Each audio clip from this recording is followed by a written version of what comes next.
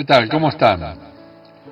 Bueno, hoy quiero compartir con ustedes un programa por el que siento un especial cariño.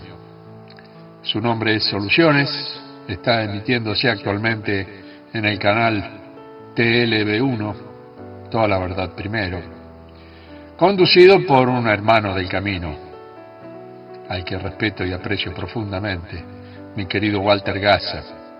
Y hoy, justamente, como invitado, otro enorme hermano del camino, mi querido Carlos Lusch, que actualmente es el director del Instituto de Estudios Económicos Silvio Gesell, y en el cual compartimos muchísimas, pero muchísimas intenciones en lo que se refiere al cambio de paradigma con relación a la nueva economía que se va a abrir muy pronto seguramente a nivel mundial y que bueno, que nosotros estamos caminando en los primeros pasos.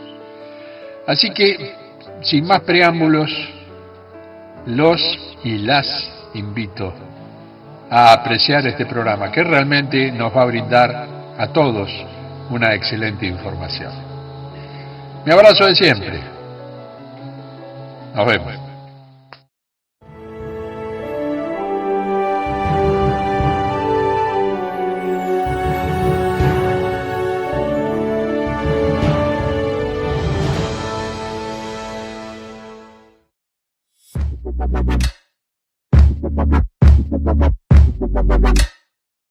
Bueno, estamos nuevamente en Soluciones, gracias a Juan Manuel Suárez Pinto y su canal TLB1, que nos permite emitir por ese prestigioso medio. Y hoy contamos con la presencia del doctor Carlos Lusch, y además nos va a ayudar en la conducción Lucas Sanmigli. Vos, Lucas, ¿te animás a leer el currículum del doctor Carlos Lusch? No hay problema. Bueno, es bastante extenso. Es abogado recibido en la Universidad Católica Argentina en 1993, Colegio Público de Abogados Cava, matrícula tomo 51, folio 224. Posgrado en Economía Asociativa, Economía Civil y Desarrollo Territorial. Tiene muchos antecedentes profesionales, pero nos vamos a centrar en que él es el director de la Fundación Silvio Gesell. ¿Verdad? ¿Esto sí?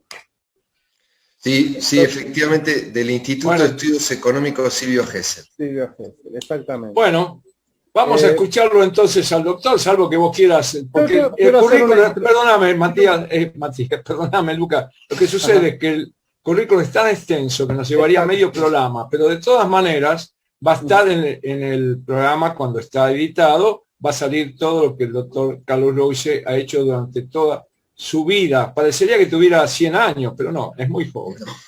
Así que, yo me tomo el atrevimiento de en este momento hacer una nota con él, que es una charla de café, debido a que somos amigos, pues si fuera alguien al cual no conozco directamente con ese currículum, yo no me meto. ¿Cómo estás, Carlos? Abajo de la cama. Bien, muy bien, no, muy contento, con un gran cariño y afecto por Walter y por todos. La verdad que disfruto mucho nuestras entrevistas, nuestras charlas, ¿no? Para mí es un placer, una charla, efectivamente un café entre amigos, así que gracias. ¿Qué nos podés decir sobre el instituto, sobre Carlos Lusch, sobre esa prohibida economía que no se difunde porque pienso que es una economía que sirve, no es la economía del maltrato y de la, digamos, de la falta de elementos? Es la economía de la abundancia, no es lo que estamos viviendo. Lo que estamos viviendo es una economía que no es una economía, es un martirio directamente lo que nos están haciendo. Con una impresora de dinero que la utilizan para comprarse el mundo, hacen de nosotros lo que quieren. Así que, por favor, háblanos del dinero oxidable, hablamos de todo lo que vos sabés, lo que has escrito los libros, como por ejemplo El futuro del dinero, en colaboración con el doctor, ¿cómo era el nombre del doctor? Bernard Lietaer. Bernard Lietaer. Y además escribiste también en un libro sobre De esto no se habla, ¿no? Sí, De esto no se habla, la otra economía, en el año 2003. El futuro del dinero con Lyotard en el 2005, y en el 2015 Keynes y Gesell, donde sacamos un poco a la luz el origen de todo este pensamiento de la economía de la abundancia, economía natural, ¿no? Y siguiendo lo que vos decías, Walter, recién mencionaste una expresión sobre una economía para todos. Claro, acá en realidad estamos hablando de una economía inclusiva, no una economía exclusiva para unos pocos, como se suele decir, una economía excluyente sería el término apropiado, ¿no? El término correcto es excluyente para muchos, exclusiva para algunos. Nosotros hablamos de una economía inclusiva en los sentidos que supone incluir, digamos, a amplios sectores o a toda la población al trabajo, a la producción, al consumo, al pago de impuestos, al trabajo formal, a los servicios. Pero ¿cómo es que esto no ocurre? Y bueno, esto no ocurre porque efectivamente lo que tenemos es una economía de la escasez, una economía de la codicia, como decía Lyotard, una economía que busca la concentración económica, financiera. Por lo tanto, hay una gran brecha entre el 10% o quienes detentan la riqueza y la mayoría que no.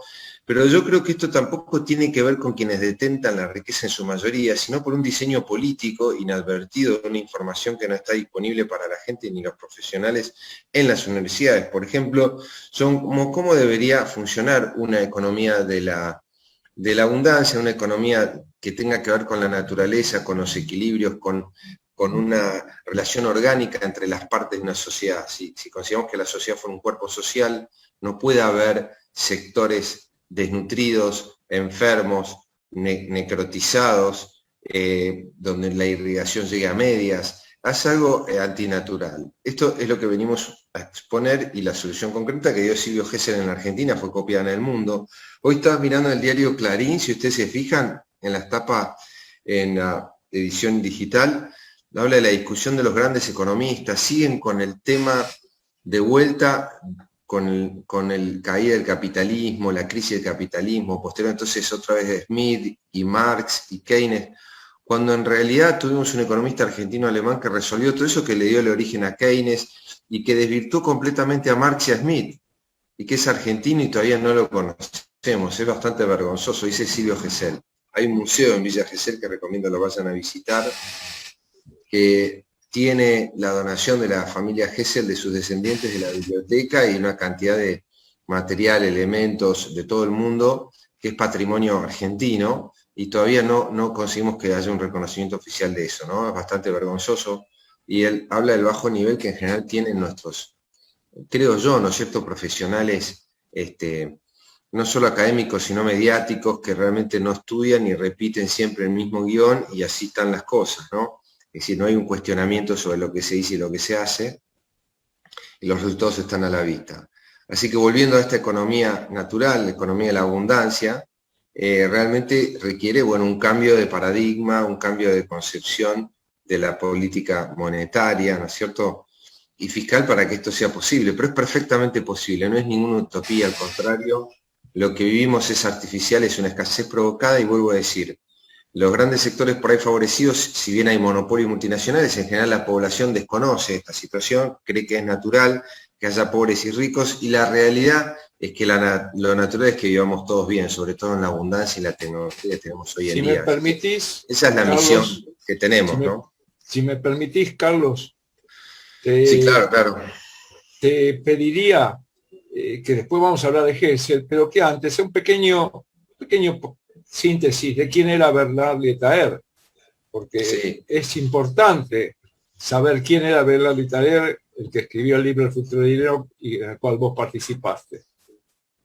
Sí, Lyotard fue presidente del Banco Central de Bélgica, y además, lo que es más importante, fue el autor intelectual de lo que se llamó en ese momento el euro electrónico, el euro digital, que era el ECU, European Currency Unit, que en realidad fue un invento de Silvio Gesell, que también nació en Bélgica como él. Eso es muy curioso. Bélgica es un país que está entre los latinos católicos y los protestantes europeos, alemanes, holandeses, y los dos buscaban una conciliación entre las dos Europas, ¿no? La Europa romana, como la llaman los alemanes, y la Europa germana, protestante, nórdica, que tiene un sentido más capitalista en realidad de la organización. Pero más allá de eso, que los dos usaron el mismo término con 100 años de diferencia, ECU, European Currency Unit. Lietaer instaló el sistema electrónico de intercambio que fue la base sobre la cual después se construyó el euro, que originalmente se llamaba ECU, como Silvio Gesell lo propuso en su libro 100 años antes, cómo debía hacerse, Lietaer lo hizo, y escribió muchas obras, pero entre ellas podemos destacar El futuro del dinero, por supuesto, pero su propuesta de generar monedas complementarias, dado que era difícil hacer un cambio en el mainstream, esto es, en el centro del sistema monetario, económico y fiscal, propuso la inteligente propuesta de instalar monedas complementarias que fueran equilibrando aquello que el sistema central no podía realizar, como generar empleo en la periferia, evitar el despoblamiento de los pueblos, la concentración económica, financiera y productiva. ¿Vos le ves alguna similitud a lo que propone TI, por ejemplo? Sí, absolutamente. Yo creo que TI, que es la tarjeta electrónica de intercambio, ya hace muchos años que ha desarrollado una tecnología apta y con la misma filosofía eficaz de generar los intercambios en aquellos lugares donde no se puede realizar por falta de dinero y lo sustituye eficazmente en base al modelo de la película que vamos a ver, que es justamente el milagro de Wergel, se dice en alemán, en la ciudad de Wergel, en Austria, justamente que el alcalde, ante la escasez y la crisis, decide emitir un bono municipal para que la gente pudiera ir a trabajar, intercambiar bienes y servicios, y hoy en día eso se puede hacer con gran ventaja con tarjetas como las de TI, que yo creo que ese modelo que habría que adoptar para todo el país, digamos, ¿no? En un sentido limitado a lo municipal o regional. Creo que es una gran experiencia. ¿Puedo decir algo para compartir? Bueno, yo lo que había hablado con Walter, la intención de estos espacios es generar conciencia y ver que, diríamos, el sistema no solo nos miente con los medios de comunicación, la economía, la medicina, la política, sino que juegan con nuestras emociones. Entonces, uno va de a poco descubriendo la trampa, desde el lado económico, desde el lado político, desde el lado de la salud. Entonces, en este programa Soluciones, lo que queremos impulsar es el programa TI para que la gente que piensa distinto, que no quiere seguir todo lo que la élite tiene preparado, empecemos a unirnos para ir tratando de buscar otras alternativas más humanas, diríamos, y menos de ganado, diríamos. Así que la idea de estos espacios es para ir creando conciencia y entendiendo desde lo económico, desde la salud y de todos los ámbitos humanos, ¿no? Que nos manipulan, nos engañan, ocultan la información eficaz. Hubo mucha gente que luchó por cambiar la cosa y tiene que ser conocida, además en estos tiempos, ¿no? Es lo que yo opino, ¿no? Carlos, no sé, ¿se me escucha o estoy mutado? Perfectamente. Ah, bueno. Carlos, ahora sí, háblanos de Gesell y su moneda oxidable. Bueno, Silvio Gesell, a partir de su experiencia en la Argentina a fines del siglo XIX, después de la crisis de la Baring Brothers, que se sufrió en la Argentina una moratoria de la deuda externa, una crisis hiperinflacionaria como la de Alfonsín, descubrió que las amplias oscilaciones en el tipo de cambio generaban inflación y generaban recesión y una sobrevaloración del tipo de cambio o una devaluación abrupta que a su vez volvía a generar inflación y que eso no era natural. Entonces ahí descubre que el sistema monetario no era natural, no seguía las leyes de la naturaleza, que estaba basada en realidad el sistema monetario en el oro y en la tasa de interés. Y la tasa de interés, que es acumulable, que además, como su nombre lo indica, al ser acumulable la tasa de interés se llama compuesta, se capitaliza su vencimiento si no se paga, lo que hace es generar una deuda cada vez mayor que va aumentando exponencialmente y que hace de imposible el pago la misma al deudor. En una economía que tiene crisis, desempleo y recesión, los deudores que toman dinero para producir no pueden vender su producción y se ven imposibilitados de devolver las deudas financieras en general o comerciales, con lo cual se genera un círculo vicioso y entonces él propone, Eureka, se le ocurre repetidamente estando en Buenos Aires, generar un sistema por el cual la economía y el sistema económico, el sistema monetario pudieran calzar perfectamente bien en un ciclo de funcionamiento natural, sin este tipo de ahogos o restricciones que se promovían cíclicamente dentro del sistema monetario, que están producidos justamente por la tasa de interés y por el oro.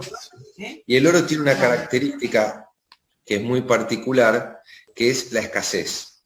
Entonces, donde yo tengo escasez, y al no poder expandir la cantidad de oro o de dinero en una economía, lo que se produce es que la economía crece. En la Argentina llegaban inmigrantes, llegaban capitales, se extendía el ferrocarril, se generaban pueblos a la vera del ferrocarril, aumentaba la producción, aumentaban las cosechas, los servicios, los profesionales, la inmigración, pero la cantidad de dinero era siempre la misma porque la cantidad de oro no variaba. Entonces se estaba produciendo una tensión, pues el dinero no alcanzaba y había una recesión artificial, inducida por la escasez de dinero. Dijo, esto no puede ser, y ahí es donde se le ocurre crear el dinero oxidable, que significa que el dinero debe equiparar las condiciones físicas y equiparar a las cosas y a las mercaderías como si fuera el mismo dinero una mercancía sujeta a la oxidación, al paso del tiempo, como a poner ejemplo de la verdura, de la papa, de cómo se va la podredumbre, digamos,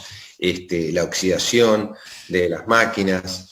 Entonces todo tiende a degradarse y el dinero también, de modo tal que en vez de acumularse, lo que hay que hacer con el dinero es que circule y hay que empeorar sus condiciones de atesoramiento para que la gente, en vez de atesorar, consuma, gaste, mueva la economía, demande y genere con eso un aumento de la producción, de la oferta del empleo y consiguientemente la recaudación fiscal, con lo cual no debería haber déficit fiscal y por lo tanto no aumentar la deuda pública, porque no va a hacer falta, porque la economía crece y no va a haber déficit.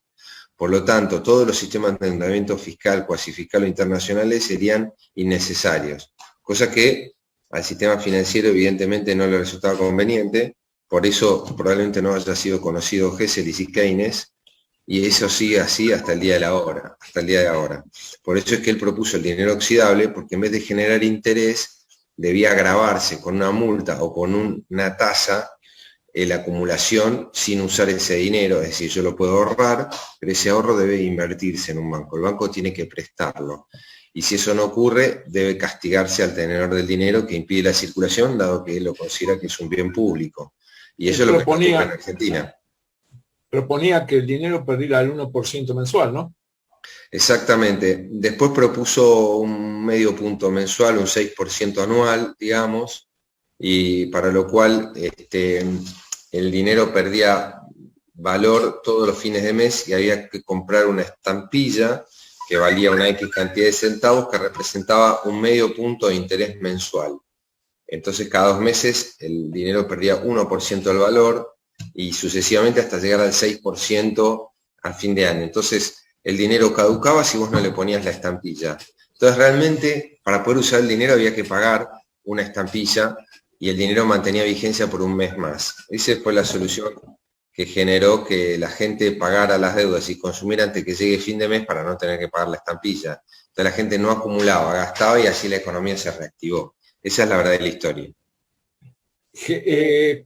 Tengo entendido que Hessel estuvo con Perón, o alguien, no sé si fue él, o alguien muy allegado a él. El hijo. Sí, el hijo Ernesto Hessel, que le regaló los libros y el proyecto de nacionalización del dinero que Perón en el año 46 trasladó a la nacionalización del Banco Central y mediante una serie de leyes y decretos a la nacionalización de los depósitos, haciendo propio el proyecto de Silvio Hessel, escrito en 1893, bajo la denominación de un libro que publicó en castellano en la ciudad de Buenos Aires en ese año, que se llamó La nacionalización del dinero.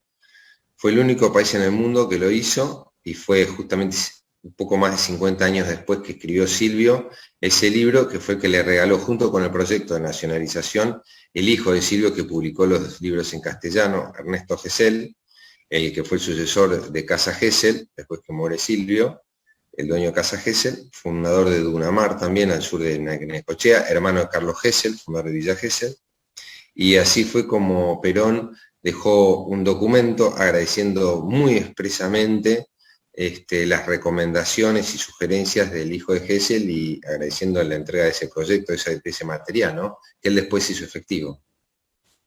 Nosotros tuvimos una experiencia, no digo igual, pero parecida con el Patacón y las monedas virtuales de los años de la gran crisis. Sí, exactamente. Lo que pasó acá en el 2001 en la Argentina fue similar a lo que pasó en la Gran Depresión de los años 30 en el hemisferio norte, donde justamente al caerse las bolsas y los mercados, lo que se produjo es una quiebra masiva de muchas empresas y de sociedades de bolsa que tenían deudas que no pudieron cobrar, algo así como después pasó con la subprime en 2007-2008. Y por lo tanto los países del norte entraron en una gran recesión, aumentó el proteccionismo, se disminuyó el comercio internacional, los mercados se cerraron y por supuesto las exportaciones e importaciones disminuyeron, empeorando el ciclo de la crisis y entrando en déficit todos los países y las empresas. Estos países del norte lo pretendieron solucionar, incluso Estados Unidos, con la emisión de dinero estampillado, como dijo Fisher y otros asesores del presidente Roosevelt, y en la Argentina en el 2001 se hizo lo mismo con los patacones, que si bien no estaban sellados, no era dinero bancario, todo el mundo se quería sacar los patacones de encima, guardarse los pesos y los dólares, con lo cual hizo que el patacón aumentara la velocidad de circulación y aumentara la cantidad de transacciones por unidad de tiempo en la economía, reactivando así violentamente la economía en la Argentina. Todo el mundo usaba patacones y efectivamente lo que se generó es una euforia prácticamente muy importante, que todo el mundo recuerda muy bien, en la construcción, en la actividad comercial y mismo en la recaudación fiscal, que aumentó 80% en 10 meses. Eso no debe ser desconocido y ni soslayado, y hasta el día de hoy no ha sido bien estudiado. Creo, puedo equivocarme, pero creo que entre los patacones y los clubes del trueque se evitaron una guerra civil en Argentina. Pero lo hablamos después de un pequeño corte. Ya volvemos con el doctor Carlos Louche, que nos sigue ilustrando sobre qué podemos hacer ahora cuando termine esta pandemia, que no sé la inflación que se nos viene, pero todo eso se lo vamos a preguntar al doctor Carlos Louche. Bueno, continuamos con Soluciones, que se va a emitir por canal TLV1, gracias a Juan Manuel Suaje Pinto, y que esperamos que se difunda y que la gente ponga me gusta y sus comentarios. O también no me gusta, si ponen no me gusta, también sirve. Y teníamos unas preguntas pendientes con el doctor Carlos Louche. ¿Las podés contestar, Carlos? Sí, por supuesto. Habíamos hablado sobre el tema de la crisis del 2001 en Argentina, del sistema de la Reserva Federal de Estados Unidos, de los sistemas de las burbujas actuales, del sistema de TI. Díganme ustedes por dónde les gustaría seguir, pero... Donde a vos te parezca, Carlos. Vos sos el especialista en todo esto. Así que hace muchos años que trabajamos en todo este tema y yo siempre tuve en vos una gran referencia y a veces un maestro también. No, de ninguna manera.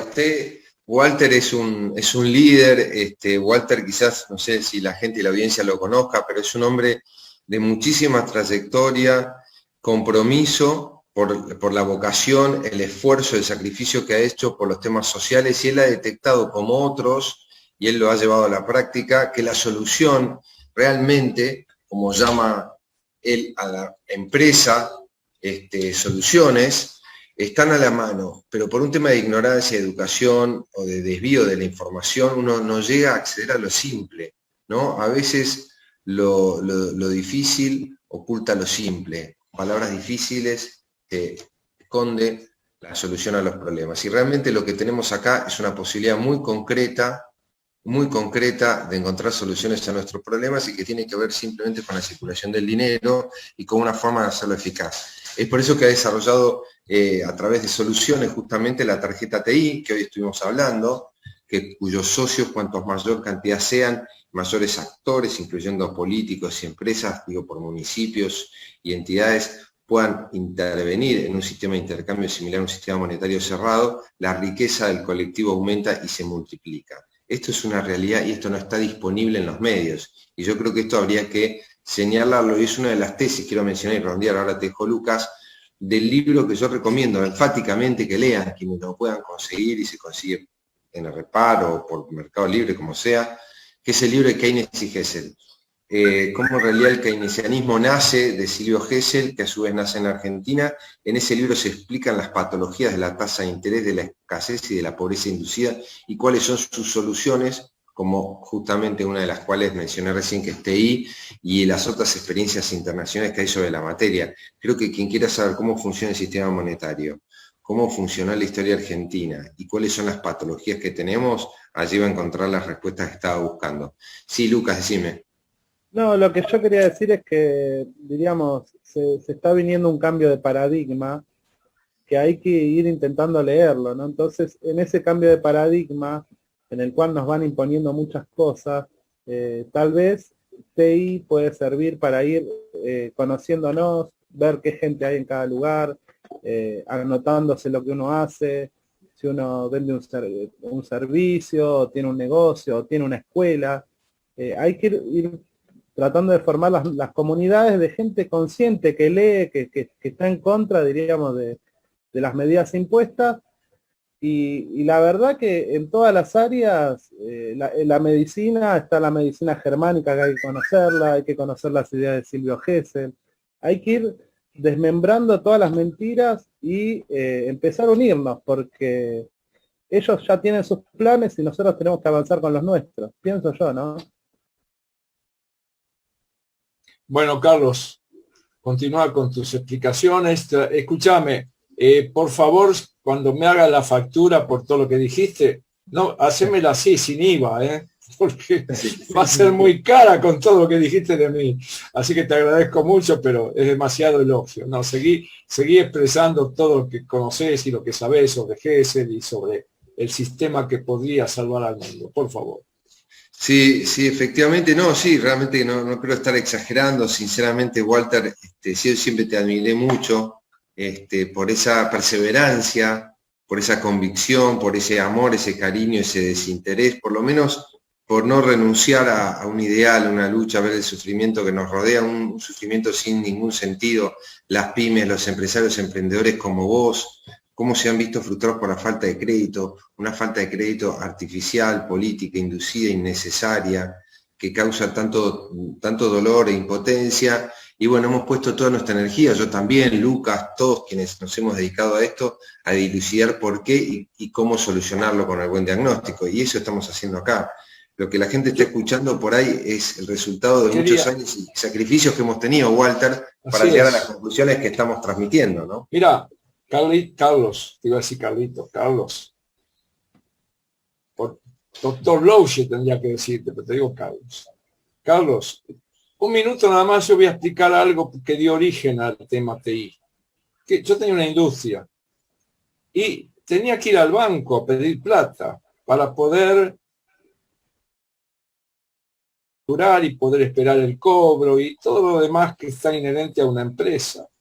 Y yo miro un papel que dice, el Banco Central pagará no sé si era un peso, qué sé yo, hace más de 45 años, así que no me acuerdo si era un peso, no sé, algo que el Banco Central había emitido.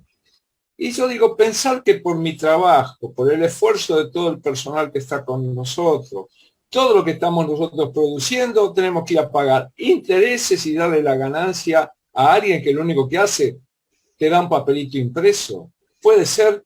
Y ahí dije, vamos a ver si hacemos algo. Y ahí se me ocurrió la idea de TI. Pero bueno, lamentablemente es muy difícil ir contra el sistema, porque el sistema no quiere que uno se independice. Lo primero que hicieron cuando salió el patacón y salieron las monedas locales fue defenestrarlo y que el doctor de la cabeza grande, Dualde, hiciera un desastre con el Club del Trueque y con todo lo demás. Fue él el que destruyó todo eso. Yo lo escribí en esa época en el periódico Tribuna y además nombré a un argentino que estaba en España, Guillermo Becher, que escribió La Tercera Vía, La Cuarta Vía, La Quinta Vía, una persona muy inteligente, santafesino, que me vino a decir desde España que lo estaba perjudicando porque hablé sobre él y algunas cositas del trueque. Y él vino de España para decirme que lo había perjudicado. Igual en absoluto comunicó para decir, ¿me estás mintiendo o qué estás diciendo? Porque era toda verdad. Entonces Claro. fue un instrumento de la derrota de la moneda del pueblo. Fue la de él. Pero bueno, seguí vos, Carlos, seguí vos, porque no me despida a mí, por favor, porque el programa va a ser mío en lugar de tuyo. No, habla. Adelante, Lucas. Lucas quería decir algo. No, lo que quería decir es que todas estas herramientas de ir tomando conciencia nos van demostrando que el poder lo tenemos nosotros, no ellos. No puede ser que un 1% tenga el poder sobre un 99%. Todo se basa en una decisión, en perder el miedo, en decir, mira, hay un montón de sistemas económicos, cuando me imponen a mí una crisis, yo hago trueque, tengo todas las ideas de Silvio Gesell en la mano, y cuando a mí me vengan a esclavizar, yo ya tengo otra cosa. Entonces, el poder lo tenemos nosotros, no ellos. Eso es lo que hay que entender. Y hay que, bueno, salir del mantra del miedo y de las cosas no se pueden hacer. Uno tiene que luchar por sus sueños, ¿no? Así Absolutamente. Que bueno. Y con el conocimiento, que es lo que aquí promovemos, se puede lograr esa ruptura de las cadenas, ¿no es cierto? Por eso el sistema educativo en Argentina, atacar el sistema educativo es atacar la libertad de la gente. Y nuestra nación se basó justamente en uno de sus pilares, fue la educación. Y bueno, eso es lo que hay que recuperar, y es lo que hace este programa. Así que, rescatando entonces de vuelta la figura de Gesell, como el creador de la economía moderna, ¿no es cierto?, que siguió Keynes y que llevó a Inglaterra, Estados Unidos y Alemania. Parece muy raro esto, por supuesto, a Francia y a toda Europa. En realidad fue así, y esto no es reconocido por la Academia Argentina todavía, como muchas otras cosas, que habla también del menosprecio o disvalor que tenemos sobre la propia cultura, el propio conocimiento y la propia historia, bastante distorsionada, que es un deber recuperar. Yo creo que cuando podamos recuperar integralmente y podamos hermanar la historia con la realidad presente de una forma constructiva, vamos a encontrar soluciones, realmente vamos a encontrar otro futuro, porque la distorsión es la que nos ha llevado a perdernos, a mirar afuera cuando la solución estemos adentro. Y más allá de cuestiones principistas, vuelvo a decir de que en el momento la herramienta del trueque, los clubes del trueque, dio solución a 5 millones de personas, 2 millones de familias, y eso fue extraordinario. Después hubo maniobras políticas que lo desvirtuaron, lo desplazaron, y fueron infiltrados, sobreinflados, con sobreinflación. También es cierto que hay que reconocer que hubo empresas, provincias que emitieron bonos y sobreemitieron. Si bien los patacones fue una solución, hubo otras provincias que empezaron a emitir y a sobreemitir como si realmente generar riqueza fuera darle a la maquinita, y se derrumbó también el sistema de las cuasimonedas porque hubo abuso, esto hay que decirlo, porque no se respetaron cuáles son las técnicas, los límites y la metodología de impresión, que tiene que ir de acuerdo a cómo va creciendo la producción de bienes y servicios, la riqueza de un país, y no con una maquinita que con eso no se crea riqueza, se crea con política, con trabajo, con empresas y con crédito. Entonces muchos gobernadores, realmente simplificando la cuestión, emitían libremente, y así emitían a 100, pero la moneda en el mercado valía el 50%, el 40% como llegó a volver el federal, por la sobreemisión que tuvo en Terrejo con el federal, el SECACOR, y así los 20, o por lo menos creo que fueron 14 monedas provinciales que se emitieron, de las cuales la mayoría tuvo un triste final, pero algunas anduvieron muy bien, como las de Tucumán y Salta desde la década del 80 y 90, que se emitieron bastante prudentemente y reactivaron la economía de esas dos provincias. Un modelo que con la crisis después de Menem, todos realmente repitieron, y en la crisis del 2001 se desbordó, ¿no? Efectivamente se desbordó, y hubo un abuso del instrumento, un instrumento que tenía soluciones, fue desvirtuado por algunos. Esto podría ser un resumen de también lo que ocurrió en ese momento, ¿no? Que si lo hiciéramos de forma ordenada en esta época, se podría utilizar como una herramienta de progreso realmente, ¿cierto? Sería interesante, porque recién vos tocaste un muy buen punto, que es la emisión y la inflación. Son dos cosas que pueden ir en algún momento de la mano. Pero aparte de lo que está haciendo el gobierno con las LELIQ y todas las monedas que, o los, no son monedas, sino simplemente son depósitos para sacar la liquidez de la calle, habría otros métodos, como por ejemplo, bueno, el que proponía Gesell, que era que el dinero perdiese valor. Pero sí, la emisión es importantísima para que un sistema, digamos, una región, una población, pueda tener la herramienta que le permita desarrollarse.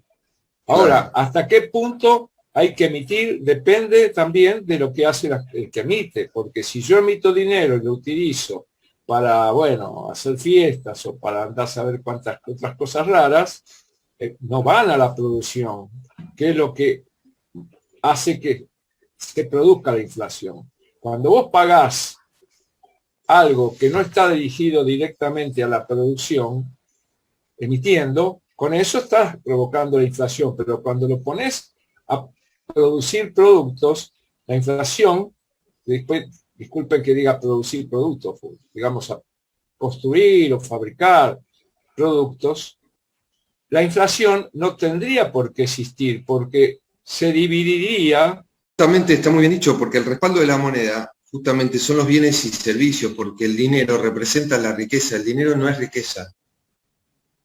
El dinero representa la riqueza, porque yo tengo un título de crédito contra un bien que por ahí tenés vos o cualquier otro, y puedo pagarle impuestos al Estado y el Estado me los debe aceptar. Y vos también, si tenés una venta, me los debes aceptar, porque es un título de crédito sobre un bien que vos me vendés libremente.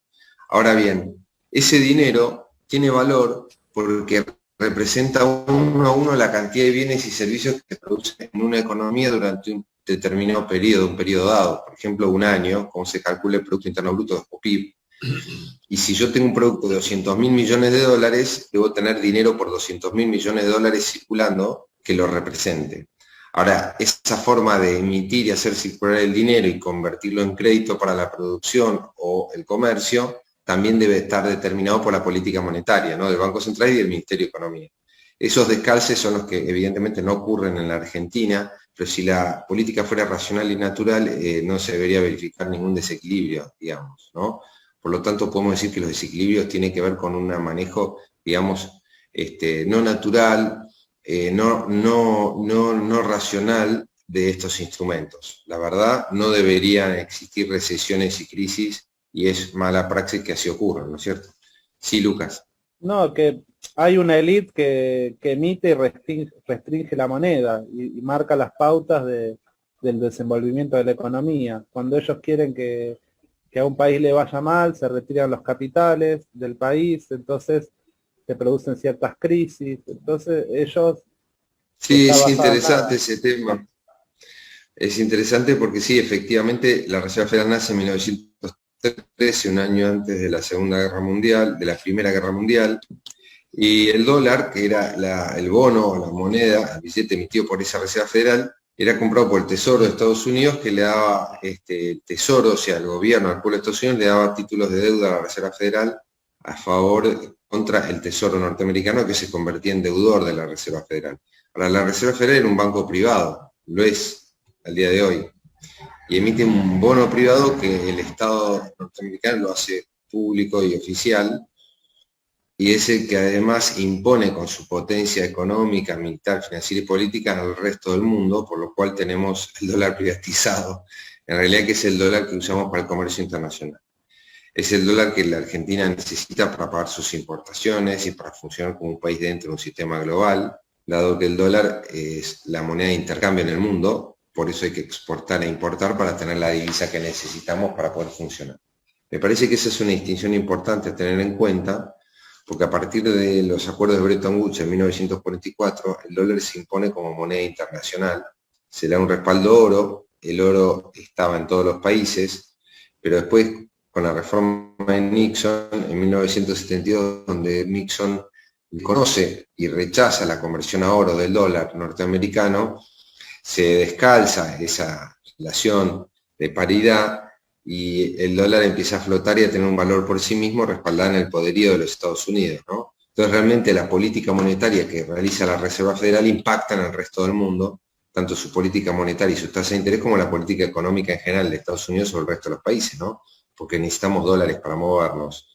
Ahora, para las economías internas no sería necesario tener dólares, salvo para los economistas liberales como Milley y los fundamentalistas del mercado que dicen que sin dólares no podemos funcionar, cosa que no es cierto. Los dólares hay que administrarlos para el comercio exterior o financiero, pero se puede funcionar en el mercado interno sin dólares, pero eso todavía no lo hemos hecho. Ese sería un resumen sobre la potencia que tiene la Reserva Federal y los organismos financieros internacionales, que se llaman organismos multilaterales de crédito, como el Fondo Monetario Internacional, el Banco Mundial, que custodian justamente la preeminencia y predominancia del dólar frente al resto de las economías, de modo tal que controlan bastante bien solucionar los problemas de desbalanza comercial y financiera para mantener deudores a los países de la periferia y acreedores a los países del norte, ¿no? En realidad, para eso están. Sería muy arriesgado decir, perdón, Luca, sería muy arriesgado decir que en breve el dólar va a perder su valor. No digo en la Argentina, porque acá puede pasar cualquier cosa, sino en el mundo, porque las economías están cambiando a oro para las transacciones. ¿Qué opinas, Carlos? Bueno, hay varios pronósticos que así lo dicen. Nosotros lo venimos diciendo hace rato, que creemos que el sistema como está concebido actualmente no tiene mucho tiempo más para durar, porque realmente lo que ocurre es que el sistema perdura en su funcionamiento a través de las burbujas financieras. Fueron las .com, después las subprime, después las burbujas por los derivados financieros, por las deudas de los países del tercer mundo.